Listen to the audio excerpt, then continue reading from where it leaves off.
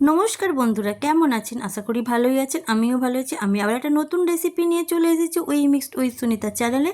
তো দেখুন, আমি ঢ্যাঁড়স নিয়েছি। এই ঢ্যাঁড়সগুলোকে আমি ভালোভাবে রগড়ে ধুয়ে নিয়ে শুকনো কাপড় দিয়ে ঢ্যাঁড়সগুলো সব শুকনো করে মুছে নিয়েছি।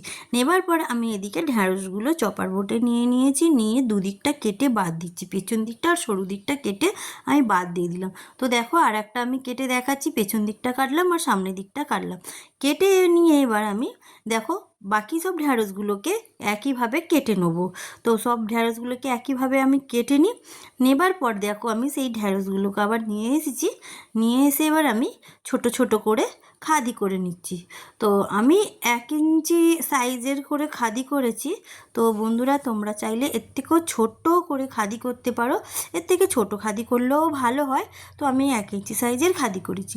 তো আমার সবকটা খাদি করার পর এদিকে আমি কড়াই বসিয়ে দিয়েছি। কড়াইটা গরম হবার পর আমি সর্ষের তেল দিয়ে দিলাম। তো সর্ষের তেলটা দেবার পর আমি সর্ষের তেলটা গরম হয়েছে কি একটু হাত দিয়ে আমি দেখে নিচ্ছি।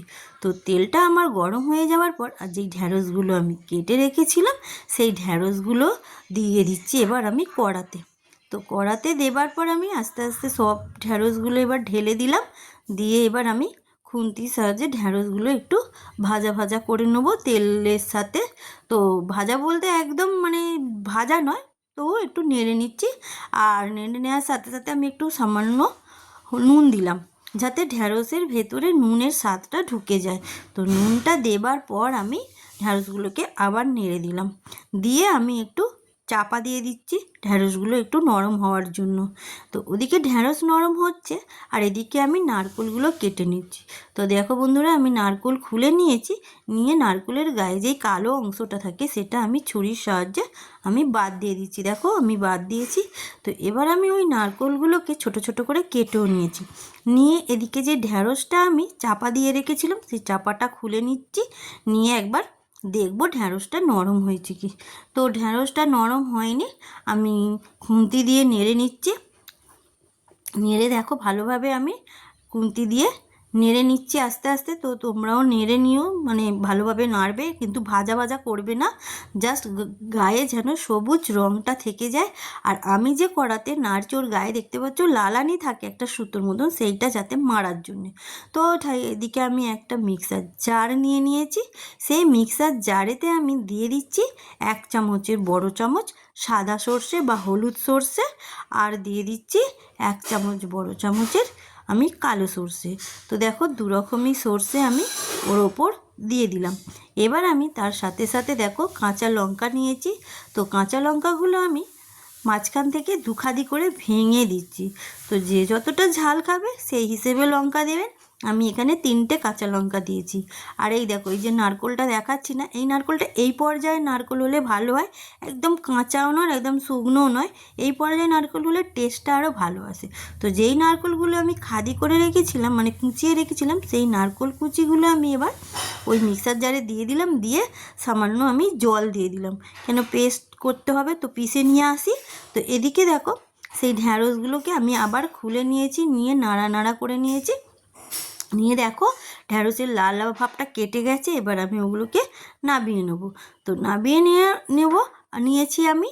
আর এদিকে সেই কড়াতেই আমি আবার জল দিয়ে দিলাম। জল দেওয়ার সাথে তাতে আমি একটা স্ট্যান্ড বসিয়ে দিচ্ছি। তো আমি জলের ওপরে একটা স্ট্যান্ড বসিয়ে দিলাম। দেবার পরে ওই জলটা গরম হতে দিচ্ছি। আর একটা টিফিন কৌটো নিয়েছি আমি, সেইতে যেই ঢ্যাঁড়সগুলোকে আমি ভেজে রেখেছিলাম বা নরম করে নিয়েছিলাম সেই ঢ্যাঁড়সগুলোই টিফিন কৌটার ভেতরে দিয়ে দিলাম।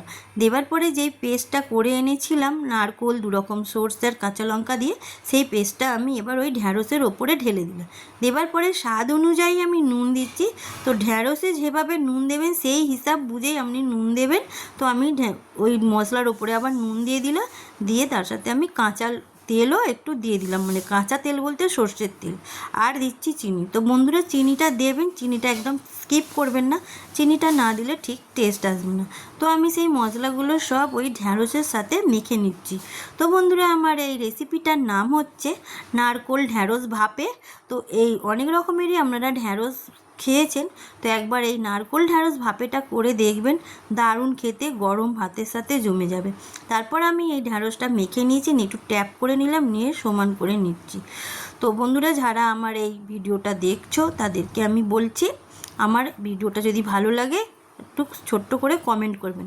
তারপর আমি তার উপরে আবার কাঁচা সর্ষের তেল দিলাম, দিয়ে আমি 2টো কাঁচা লঙ্কা দিয়ে টিফিন ডাব্বাটা ঢাকা দিয়ে দিলাম। দিয়ে এবার আগে থাকতে যে জল গরম করে রেখেছিলাম স্ট্যান্ড দিয়ে, ওই দেখো দেখাচ্ছে আমি স্ট্যান্ডটা দিয়ে রেখেছি, জলটাকেও গরম করে নিয়েছি, যাকে বলে প্রিহিট।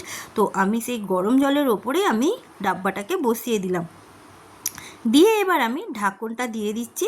এবার ওটাকে আমি সিদ্ধ ভাপানোর জন্য তো আমি 8-10 মিনিট এটা চাপা দিয়ে রেখে দেবো। 8-10 মিনিট পর আমি ফিরে এলাম, এসে দেখো আমি ঢাকনটা খুলে নিয়েছি, নিয়ে এবার টিফিন ডাব্বাটাকে বার করে নিচ্ছি। তো টিফিন ডাব্বাটা আমি একটা প্লেটে নিয়ে নিয়েছি বন্ধুরা, এটা এবার আমি ঠান্ডা হতে দেবো, কেন এখন আমি খুলবো না, ঠান্ডা হয়ে যাবার পর আমি খুলবো।